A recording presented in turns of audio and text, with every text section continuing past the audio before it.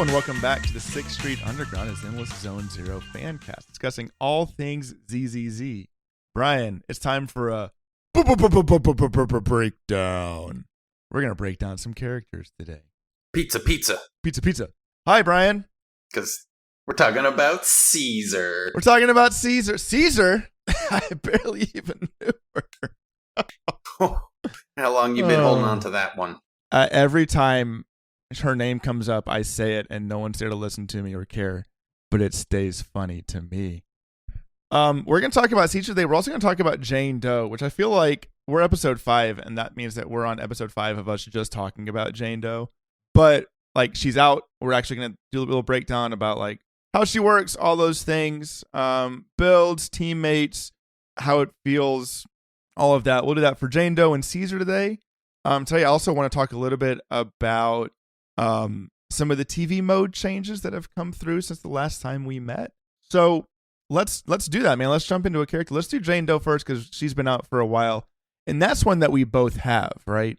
Who is Jane Doe? We don't know. She's clearly a cat and not a rat, Thyrene. She is currently the meta. She controls. She is.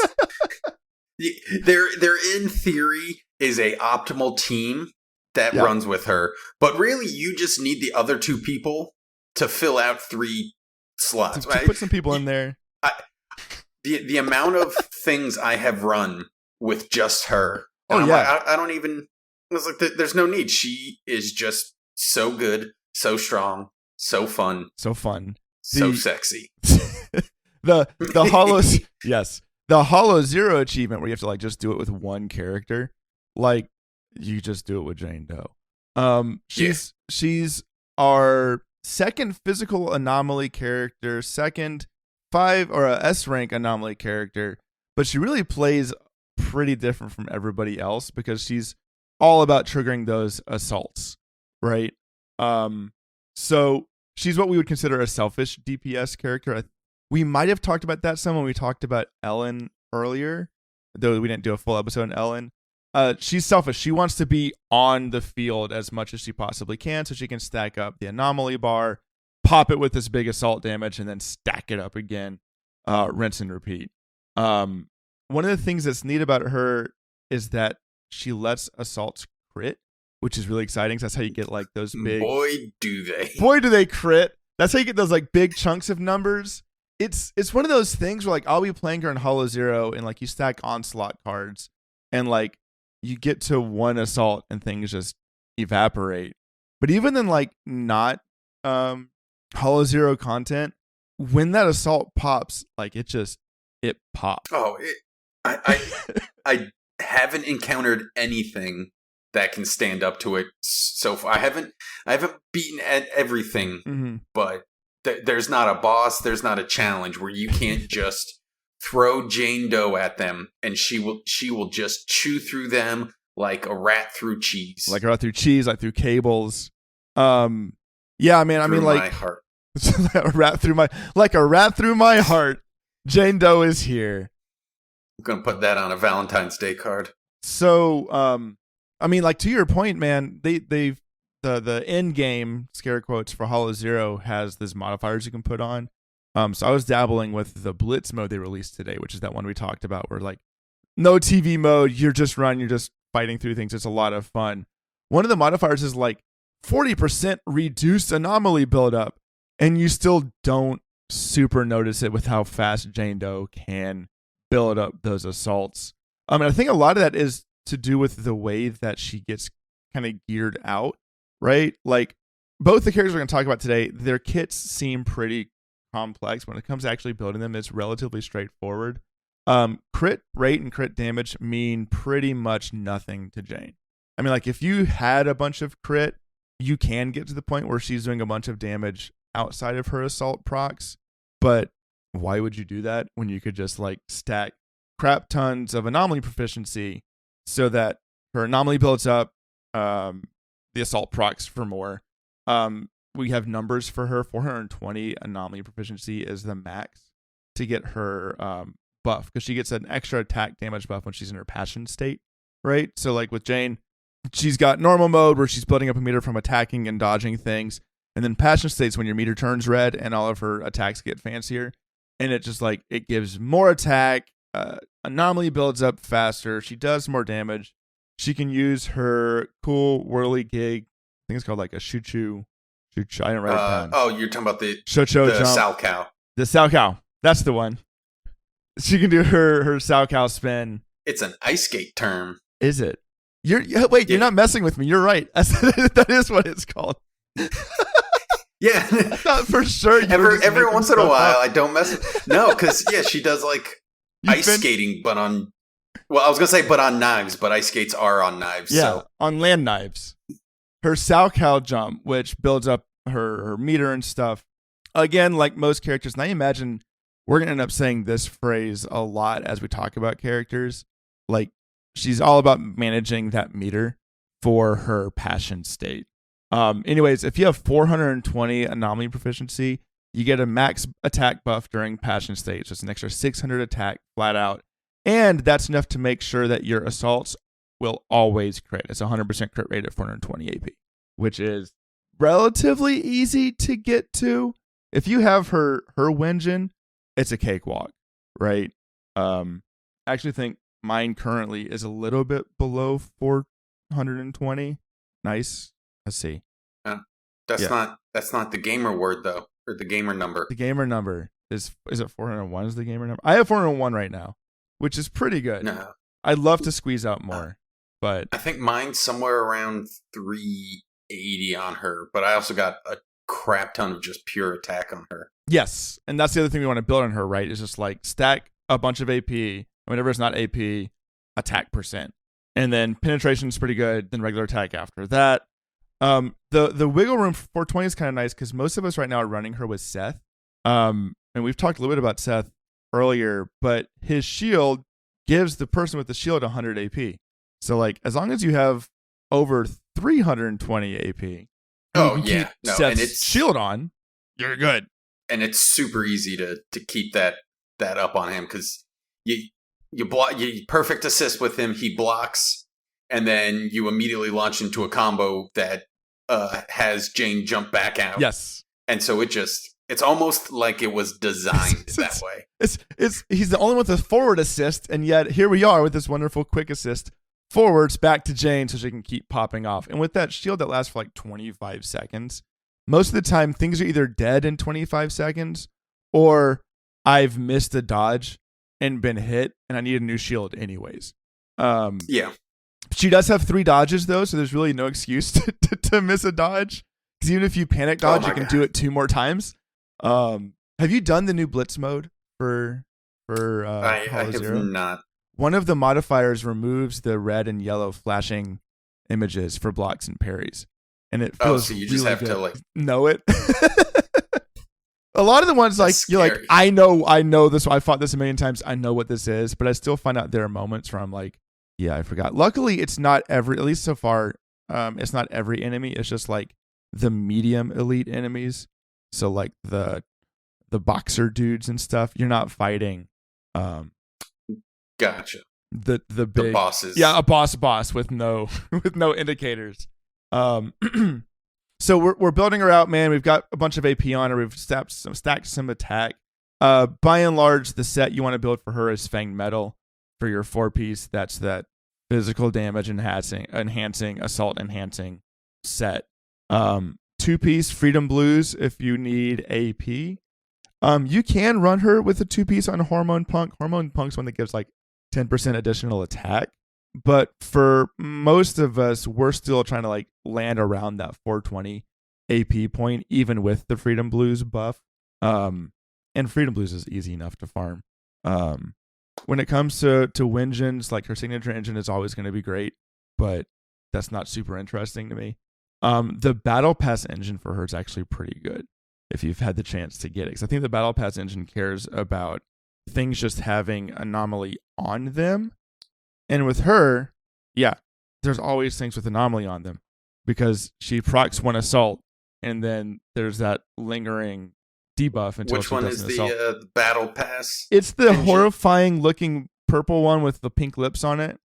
Oh, I know. Yeah, I have no idea the name. I know exactly which one you're referring to. It is called Electro Lip Gloss, is what that one's called. It's a challenging visual. Yeah, I don't remember which one I have on her. She can run with most of them. Like there's I can't remember the name of them. There's another one you can build for her. Anything that gives anomaly is going to be good. I was a little bit disappointed. She's not that great with Grace's signature engine, because I did pick up Grace's engine. But just because like the stat buff is a pin ratio instead of anomaly proficiency, it's not as great. Luckily, you can get one copy after the battle pass pretty quick if you're willing to put a little bit of money into the game. But you can buy options from the store, all of that. We talked about teammates with Seth. She can also run with people like Grace or Rena. One thing I want to talk about with Seth, I've been trying to figure this out, Brian. There is, so like you're playing as Jane. An enemy comes into attack, so you defensive assist into Seth because you know you're going to parry it, and then he's going to use his thing and immediately send it right back to Jane, right? Yep. There is the slimmest window where you can hit his EX skill before switching back to Jane with the quick assist, so that he's still building his charge up even if he's not on the field. So that way, like, you always have charge if you ever have to switch to him to put on another backup shield. Like, it's a really, you know what I'm talking about? Like, there's a really narrow window, but you can fit it in and then swap over. Definitely have never hit it. I've tried it a couple of times. I find so rarely there are times when I actually have to stay. It's usually, I'll cycle through maybe to like throw off, like have Rena throw her EX and then she immediately has Jane jump back in. But the amount of times I've caught myself ever playing as the other two teammates, like in the new, what's the new part that they added in the Hunter area or the VR? Yes. HIA. The HIA, the training room. Yes. Yeah, and all of those challenges where they're like, you need 2 members of this faction. I'm like, all right, you guys sit in the corner. Jane will do everything by herself. You'll just slow her down. You watch how this is done. Yeah, but they're level 1 and the challenge level's 50. Jane will take it. She's got it. Don't worry, Corinne. You will never have to see combat. You bring Nakamata. You watch in the corner and see how somebody does physical damage. Side note, I like being able to play with these other characters on those like little events. It is nice that they give you it's fun. They give you the trial, like the mini event that came out a little while ago, the one that convinced me to get Jane. Yes, it's because you play them and you're like, dang, this person's cool. I'm gonna actually pull for them because they're cool and fun, and then you're like, well, I got Jane, so game over. It's game over, man. Game over. It is neat. We get to play with Bernice before she's actually available. Yes. Through it. And Bernice is looking to be like a really good teammate for Jane. Like, I know we talked about it a little bit previously. Getting the chance to play around with her, like, the enemies aren't strong enough to really try her out, but like serving that third slot, so it does give you resonance with another teammate if you're not bringing Seth with you. It opens up an opportunity to bring like Lucy instead of Seth if you want to pump out more damage, or Caesar instead of Seth if you want more utility. We're going to talk about Caesar in a second. We don't know a lot. They have started drip marketing Yanagi. If you've seen any of that, Yanagi she's got a Naginata, and she's one of the Sector 6 people. Is she Busty Glasses girl? Yes. And I think canonically she's a mommy. Like a mom. I shouldn't say mommy. She's no. You let that one slip. Leave a note. Hey, Eric, cut that out and put something very cool sounding. You know, instead. I am a sucker for female characters using spears. Do you like how I led with the Naginata part? Like, I know where he's at. No, yeah. As soon as they showed that, I'm like, ooh. I was like, do I skip Bernice for her? I mean, so the good news is from what little I've been able to kind of glean, because we don't have a lot of information on her yet. We know Yanagi's coming soon because we got drip marketing for Yanagi and Lighter. She's going to be an electric anomaly character that I think is going to like build off of causing like triggering Discord. So Discord is that time where you have one anomaly on an enemy and then you hit them with a different element and it switches them over. It pops the previous one. So if that's the case, the fact that Jane Doe is able to extend her disorder for an extra 5 seconds just passively, those two might also be a really good combination. So either Bernice coming up or Yanagi, or to Brian's point, nobody, because you really only need Jane Doe right now. Yeah. What we should be doing, which I know neither of us will do, but what we should be doing is saving up for the next big kind of archetype defining character, because we need at least 2 teams. And right now, like, you've got your Ju-Yuan team, and I've got my Ellen team. But I'm sure at some point we'll get a character like Jane who kind of like creates this archetype around her. It actually tags on something I wanted to talk about a little bit. Like, we talk about this phrase of like future-proof characters, right? Like, it's a gacha game. There's no such thing as an actual future-proof character, even in like some of these long-running. I mean, there are always characters who will like last for longer. Yeah, but at some point they add new hotness and cool new mechanics, and at some point they just let the crazy developer out of the bag, and he's like, "What if? Stick with me." Yeah. Nuclear fire. And it's always like, are you sure? Is that what you want to do? It's always an anniversary, and that's how you get like Ifrit comes out, or somebody who like it just completely changes the way the game plays. But like at one point they're just like, "Hey, it's the 2nd anniversary. The new character is I mean, Genshin the Neve." Yeah. They're like, "You mean the giant flower lady? Yeah, yep. We made a human version of her. We brought Pompeii back, ass. And he's dope." Yeah, so like one of the things that's interesting about Jane that is a good part of this conversation is the more a character can excel within a niche, the less likely they are to be directly power crept, and the more likely they are to be able to like have teams build around them. So I'm hopeful. I imagine, at least currently, like Jane's one of those characters. She kind of came out. She made one of those archetypes viable. Like, we had Piper ahead of time, but Piper's not doing what Jane Doe does. And now we're already seeing, as they release characters, like you can build teams around these characters. There is, I mean, inevitably power creep happens. Like, you know, I reference Genshin a lot. That's what I know. Hu Tao came out, and Hu Tao is like super dope, fire polearm, dominated the meta. And she was there for a long time. And then Arlecchino came out, who was like, I do what you do, but better. Fine. But there was such a long gap. Like, you didn't feel bad about rolling for Hu Tao. And I think Jane Doe is going to be the same way. I also think with how impactful she's been, we will see a rerun for her probably pretty quickly. I'm not going to say soon, because soon is a scary word, but I imagine we'll get a pretty good rerun soon. It's October. We can do this soon. Ooh, spooky soon. Oh no. Soon-key. No, that doesn't work. That's not it. So that's one way to be future-proof. Another way to be more future-proof is to be a character who just offers a pile of things that they can do and are flexible enough to fit into like any team, right? If you do play Genshin, like Kazuha feels like this kind of character where they do all these cool things. So like that's like when you just take a whole bunch of stuff and put it together in a bowl, like some sort of like a salad. Go land it. You got it. Like a Caesar salad. You got your shield croutons. You got your attack buff. Does Caesar salad have meat in it? Is that the good salad that's mostly meat? Well, it's commonly paired with like grilled chicken, but like it's not implicit. Yeah. Welcome to Eric and Brian's Salad Talk. We're going to talk about Caesar salad. Like chef salad, I think, is the one that's like the good one. It's like you gotta have the ham. You gotta ham your chef. I like a good chef salad though, man. Put some banana peppers in traditional Caesar should have anchovy in the dressing, so I guess technically it would. But it's like super finely chopped, so it just adds that like salty umami flavor.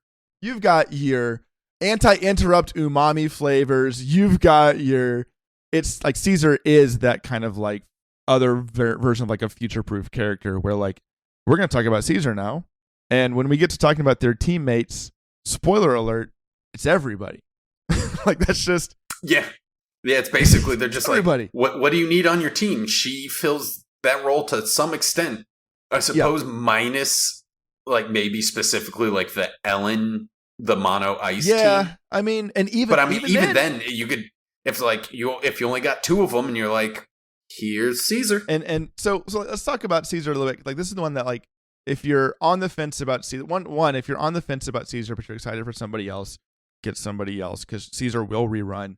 This feels like one of those characters that, like, the first banner comes out and it does pretty well, and then, like, a couple months later, everyone's going, yeah, but Caesar could do that better. And so when she comes back around again, like, that banner pops off. Did you have an accident, Brian? I made it a little oopsie with my water. I had turned off my microphone so they didn't notice, but then you had to call me out.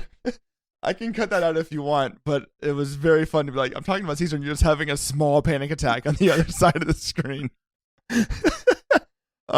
Fortunately, it was just water, so yeah. I looked down and I'm like, yep. Brian peed himself. It happens to the best of us. I peed my pants. Caesar's a physical defender character. She just came on. Lots of physical right now. Definitely, like, there's just a lot of physical floating around. But let's talk about Caesar first. One thing that I appreciate for her that makes her so good on every team is, like, her passive activation is either someone from her factions or someone from the Sons of Caledon, or anyone with a defensive assist, which is pretty much everyone in the game except for, like, Grace, Rena, Zuyuan, and Billy. I think that's it. So it's not hard, and you only need one other person on the team who doesn't have an evasive assist to activate it. So it's not hard to get Caesar fully built up on any team she slots into. I would argue you would have to intentionally go out of your way to make her not fit into a team. None of those characters, except for maybe Grace and Rena, even, like, play well with each other. So, like, there isn't a team right now that's even remotely trying to be assembled a good way that wouldn't be able to fit Caesar in. So her big draw is this shield that she can apply, right? She can apply, there's a couple of ways you can do it. You can do it using her EX special as a parry counter. You can chain attack with her. You can ultimate. You can retaliate with her, which is, like, if you have her shield already on and an enemy attacks you and hits you, you can just counter back with your EX special again. The shield is busted, and, like, I mean that in the best way possible. It gives 1,400% of her base impact, plus an additional 1,400, like, defensive points, shield points, when it's at max level. Gives the bear increased interrupt resistance and a flat 1,000 attack point buff. Just a nice little 1,000. Just a reminder, Jane Doe with 420 AP gets a 600 attack buff from her thing being stacked. Caesar, level 1, no gear, is like, oh, here's 1,000 attack, whatever, enjoy yourself, have fun. So anybody who likes attack, which is every DPS, likes that being on there. Brian, do you know how long her shield lasts? 3 seconds. It's multiply that by 30. 33 seconds. I'm going to cut how long it took both of us to do math. No, you have to leave it. There's a long gap of us being like, man, 30. 33 seconds, 30, yep. 60, 90. 90 seconds for a shield buff, plus an additional 5, like the buffs it gives last an additional 5 seconds after it. I don't know when you'll need 95 seconds of attack steroid that you wouldn't just reapply the shield. Certainly get it. Not with Jane. You give Jane a 90-second buff. She's cleared the whole Hollow Zero. That is something out of Jujutsu Kaisen or something where they're like, I have 90 seconds of infinite power, and they're like, that's 89 seconds longer than I need to kill you. Yeah, it's Jane's domain is just like 90 seconds of Caesar buffs. More likely, you're going to lose it from getting hit in those 90 seconds from actually, like, letting the time run out. One thing that's... Unless you had, like, 3 dodges. Unless you have 3 dodges, crazy. I don't know, and someone else putting another shield on your character. One of the things that, like, is really exciting, though, that, like, is kind of good now, but I could see as the game gets older and enemies get harder, a single instance of damage will never exceed the value of her shield. Like, that's huge. Because if you have a shield of, like, 2,000 and you get hit for 1,800, you are shielded for it. If you have a shield of 1 and you get hit for 1800, you take that 1 damage from your shield and the shield goes away. And essentially like nullifies the other 1,799 points of damage. That is a nice little... That's insane.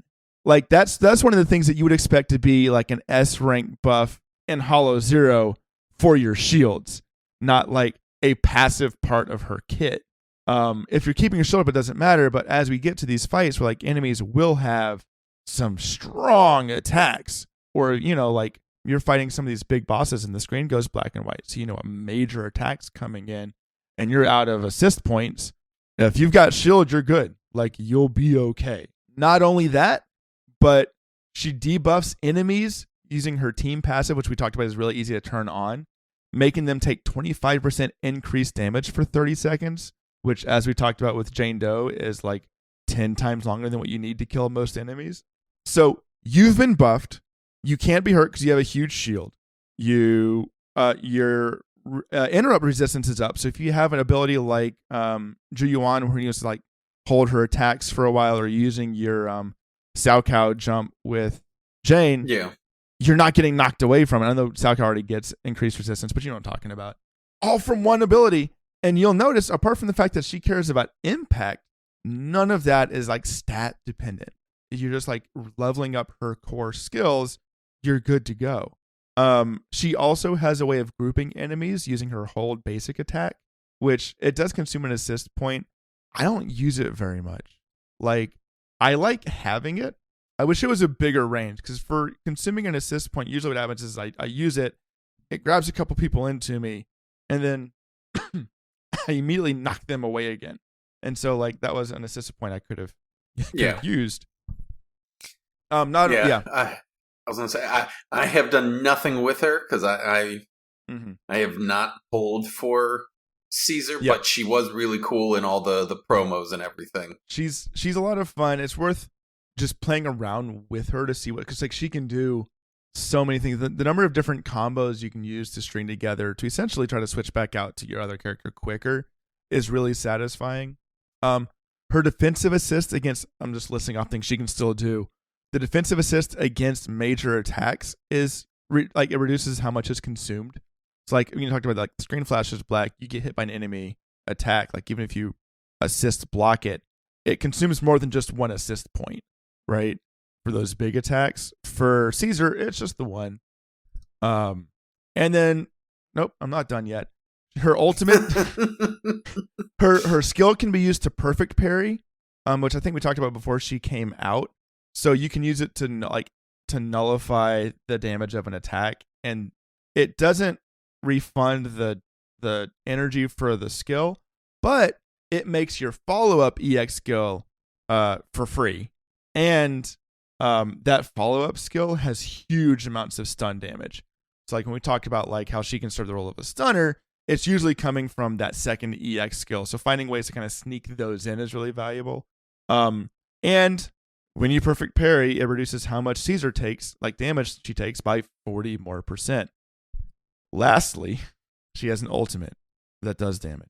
Yeah. But if the enemy... Her kit had to run out at some point. I'm not done yet, though, because if the enemy has a shield, the days of her ultimate is drastically increased.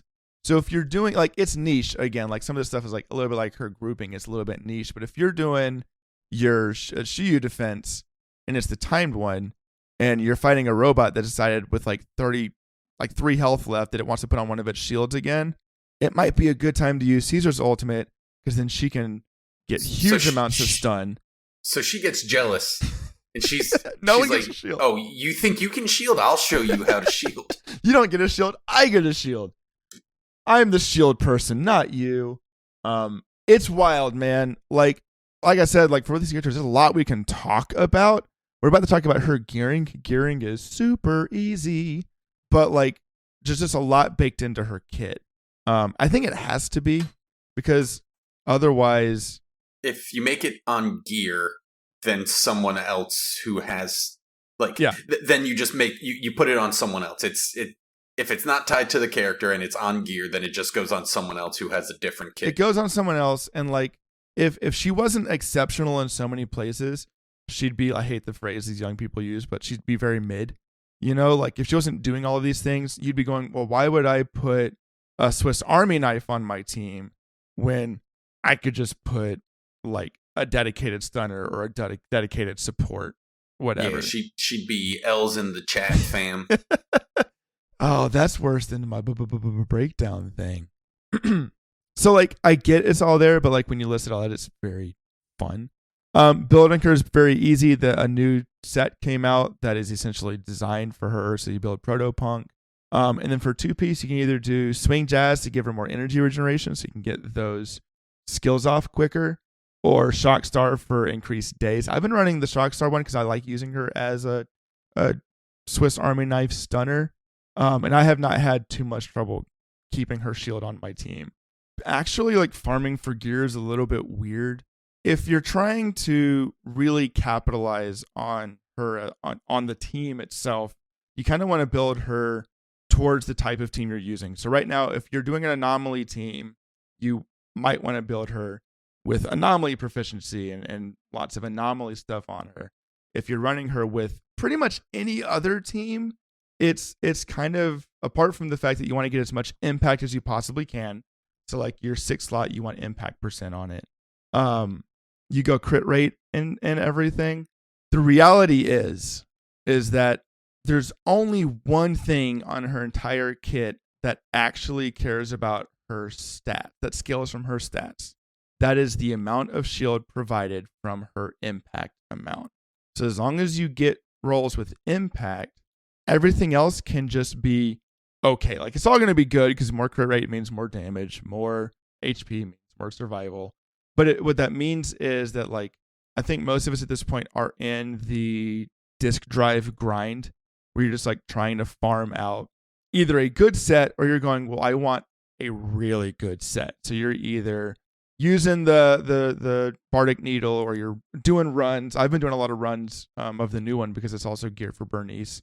You can spend more time gearing out your DPS because Caesar is going to excel with relatively low gear investment. She really just cares about getting her skills up and getting those like core skills up to 6. So you get that big chunky buff from her, which I really like. It can get very degrading to be like, I have 3 whole characters I want to build and I need perfect stats on all of them. And I'm not getting any good rolls because Fate sucks. That is why it's been really nice. Like with Jane Doe, again, you know, because she's basically a single character carry, I've maxed out her. And then like Seth and Rena, who are the other 2 I run with her, are good, but I've not put as much investment.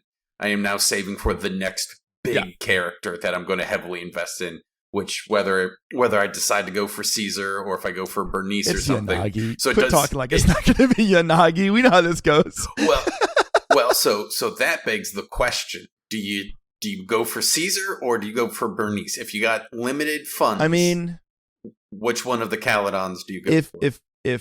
If you're really trying to, if you're going for Yanagi, say for Yanagi instead of Bernice. If you have to have one, and you either don't have Jane Doe, don't like Jane Doe, or don't feel like she would benefit from another teammate, go for Caesar. If you want that like cream of the crop anomaly team that's probably going to be pretty good against future content as well, grab a Bernice. I mean, really, you pick the one that you like the most. You know? Yeah, well. But, like, yeah, I mean, it was tough because we don't know a lot about Yanagi yet. We may know more about her before the end of Bernice's banner. I would assume so. She's coming out after Bernice. Exactly. Because it sounds like, 7 or 1.3 is going to be lighter in Yanagi. We'll see. That might... Lighter. Oh, you mean Mephisto. Common lighter. Man, I like him way more than I thought I would. Like, I thought he was kind of a doof, and then I saw him in the actual game, and he's kind of a cool guy. There's some really good fan art of Lighter out there. I have fallen in love with Lucy. Lucy's great. She's such a ridiculous character. So prim and proper. She's the only thing keeping those feral people together. And then there's Bernice, who I would argue has about 3 thoughts per day, and 2 of them are about fumes. Anyways, finishing up with Caesar. Caesar's Wenjin situation is really weird. To make another Genshin crossover, she gears a little bit like Zhongli, who like Zhongli is, again, like he's a big shielder. He's meta defining. His best weapon is a 3-star. My eyes always glaze over when you start naming when I start talking about Genshin characters. I'm like, I don't know if you're messing with me. You could be naming Pokemon for all I know. Yeah, so Charizard is a really good. So like, as of course, like her signature engine's really good. Her signature engine is a defensive option that has impact as a main stat.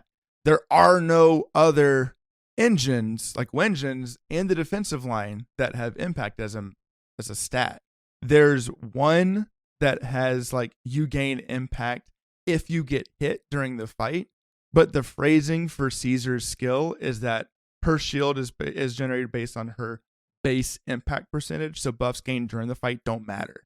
So what that means, Brian, is that my Caesar is using Anby's W engine because it has an impact substat, and that second like passive does not matter because it's so much like we already talked about. Caesar's got 8 million passives already, but I'd rather have that impact than have another defensive engine that gives me an extra bonus but isn't giving me the stats I need. Yeah, when you got 8 million defensive options, like, could I interest you in one more? You know what? I've had enough. I don't need to add tomatoes to my Caesar salad. My waffle thin mint of an impact. To bring back the tortured metaphor. It's dead, Jim. I mean, like, I'm really hopeful we get some new defensive W engines at some point. That's definitely like the weakest gearing point, I think, in the game right now, is like defensive engines are not. There aren't very many good ones. It's early, so like it's fine. Last thing, I mean, I was gonna talk about is that her teammates. She's everybody's teammate. Yeah, man, I'm having Hail to the king, baby. Ave Caesar. I'm having a lot of fun with Caesar on my team. There are definitely times where I'm like, I might have been able to clear this a couple seconds faster if I just used Jane and like apply Jane liberally to the problem. Oh, but there's no accounting for style. But like it feels so like she's fun to use. I like safety in these kinds of games. Like I prefer to be safe over like cranking out every tiny bit of DPS. So like I love the Shiyu defense is like don't let your people die. But if Jane was like the magic fix to beat this enemy within a certain amount of time, I feel like Caesar right now is a magic fix to don't let anybody on your team die. Because she doesn't. When you have to clear it within a time limit, apply Jane. You just bring Jane. When you have to bring it with everyone having above 30% health, you bring Caesar. And I think those are going to be like my go-to teams. It's going to be like, do I need damage? It's going to be Jane, someone, and Bernice. Do I need survival? Caesar and friends. We're real quick. I did want to kind of address like the TV changes that went through. Apparently, the team got a ton of feedback about the TV mode, which I know we talked about. Like in the previous update, they sped some things up because the mode felt slow and it was taking up too much of the game. They really went hard on reducing TV mode with the newest chapter. Have you played through all of Chapter 4 yet? I have not played through all of it, but yeah, what I have played through, it's basically just that. It's definitely more of what the Jane interlude was like, where you're spending a lot more time actually. And I know, like you said, some of it is people's feedback, but I wonder if some of it is more them. Half the feedback is we want less in the TV mode because it's not as personable. Because it does feel nice to be able to get out. It feels good to be there. Even if you're not as the character, just get out. Actually explore the region instead of like early on when you wake up, you run downstairs, you hop on the HDD, and then you do it until something happens, and then... It's neat simulated. You wake up, you get in your computer for a while, you go to sleep. Exactly. It went from true life proxy to the proxy that is begrudgingly the most popular person in the city. I like the part where she's there. It sounds like their focus now is like no TV mode for story. Like they want it to feel more personable, more like you're in there, not just looking at a screen. The trade-off there is there are only 2 missions in this entire chapter that are TV mode missions. Everything else is a combat mission. Yeah, I do. Which is a bummer. Yeah, I enjoyed the TV mode for the fun stuff they did for the side quests, where you had the guessing game, or the Golden Week. I really liked what they did with Golden Week for TV mode, so that way, when you're not doing story mode where you're actively having characters and you're just exploring, TV mode's really good for that because they can do weird puzzles, they can do things that wouldn't make sense, you can do silly little mini games. So it definitely, hopefully it does kind of swing back a little. And I think maybe that is a good solution, is cut out TV mode for the main part for story. Let the story be you and your characters, and then TV mode is you're fun, you're kind of like the arcade. Oh yeah, they throw in those little arcade games. Don't get me started on the arcade. It's so fun. Oh yeah, this is we have to announce this is officially the last episode of 6th Street Underground. We're next Brigade week Boys. It is going to be the Brigade Boys. It's Brigade Boys here to talk about the best mini game put into a video game. Man, I think like the trade-off for the TV mode was like they had to put more dev time into the story, so they couldn't develop more of these TV levels. They did announce, like, they did a Q&A explaining the reasoning. One of the things that I think, like, of course, there was any change whatsoever, and as we know, people who play video games are really comfortable with change, and they love it, and they don't go online and scream about it for hours. The only thing we hate more than change is not change. I want it to change. I want everything to change and still be the same thing. Like they had always planned on kind of leading away from TV mode being a core, like so much of the game being TV modes, like so much of chapters 1 and 2 were TV, but just because like they didn't have the team, they didn't have the budget, they didn't have the time to get everything right. So they're moving forward. Story is going to be no TV.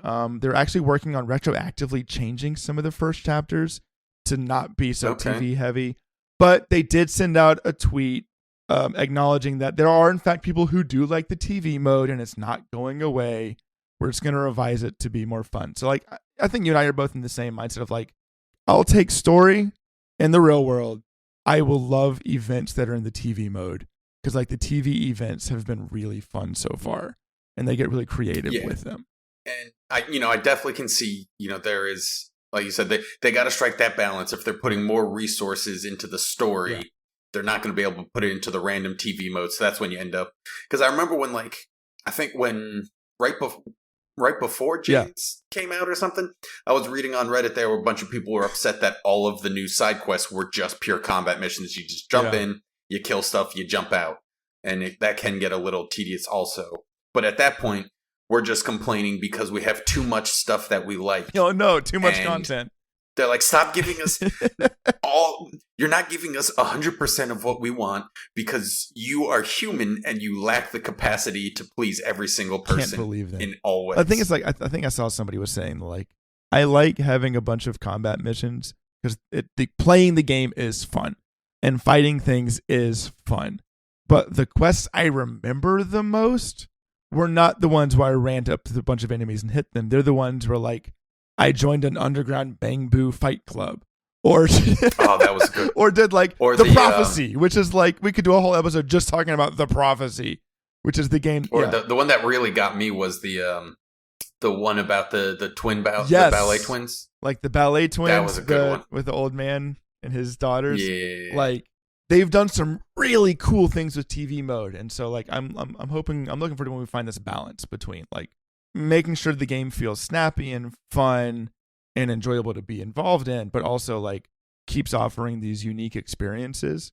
I'm a huge proponent of the idea that limits are the father of artistry, right? So like the being limited to telling stories in the TV mode it makes you do more creative things and figure out different ways of approaching problems when you can't just be like, well, we'll just have them fight things because the fight is pretty cool. And so like I think that like the limitations of that mode end up being really valuable for the game. So it's to the point now where I have these 2 missions that are TV story missions. I haven't done them yet because I'm kind of saving them because I want to sit there and actually like enjoy them. But we'll see what we get in the future. I know you and I are pretty big TV mode fans. Brian, I have one last thing before we go, bud. One more thing. Something I've decided to call reverse icebreakers. The ice maker. Really freeze out the end of the podcast. I wanted to like just offer a question for us to talk about real quick, and then like if people want to respond or engage, whatever. So we already know that like they build factions around these different themes. We've got a biker gang faction. We've got a spooky housekeeping faction. We've got the cops. Police. Yeah, we got the Pope, the cops. What is a faction, like a theme for a faction that they haven't announced yet that you'd want to see explored in the game? Well, I know everyone wants the idol faction. We know idols are coming. So like we have that, but what's like we haven't even seen hide nor hair of it, but you're like, I want to see this in the game. Oh, that's a tough one because I feel like whatever I come up with is just so generic. Okay. Like, yeah, I mean we have maids as a whole like theme. I don't know, something. I want to see something like cool and techy because we don't have anything like. I want someone in power armor. Like bring me tiny Gundams, like Gundam Bang Boo. Like a power armor person and somebody who controls like little drones and like cyber mech, cyber people. That'd be cool. Or knowing them, it would be like steampunk, cyber steampunk. It'd be wild. That would be awesome. I like that. What is your faction? Man, I've got 2. I want to see like just a punk band come in. Like I want like mohawks and chains and patch jackets and like real. I mean, it's probably spinning off Sons of Caledon a little bit, but like I've been really into punk music lately and revisiting like all of the punk I like, and I'm like, I just want to see that in the game. I was gonna say, imagine a turf war between a punk band and an idol it'd be group. So good. Like I want to see like the over the top, like somebody's hitting people with their bass, and their bass is like a big axe. Like that sounds really cool. I would also love to see what are essentially like medieval LARPers, but they don't ever break character, and they're running around in New Eridu, but like refuse to acknowledge that I'm not Sir. Oh, okay. Basically just like super hardcore cosplay. Like, they've got like the full armor. They've got like the big medieval weapons. They're completely out of place, and they just like commit to the bit to such an extreme extent.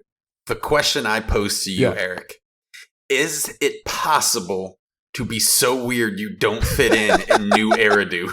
We have to find out. When someone's standing there in like full straight up plate mail with like a berserk sword, like, well, let's find out, because I want to see that. I really just want to see big buster swords, big old swords in our game. Just the big, heavy, chonky play style. Yeah, big hammers or something. Kind of like with what you got with like Ben and Kaleda a little bit. That would be really cool. Brian, I think that's got to be it for us, man. We've gone for too long. This was a long. That's okay. One. We had a lot of things to talk about. If you are enjoying it, please tell your friends, like, subscribe, whatever you're supposed to do with podcasts. We do have an email if you'd like to reach out to us. It's 6thstreetunderground@gmail.com. And we'll be back in 2 weeks to talk about whatever comes next. Stay tuned for the next food-based pun that I shoehorn into an episode.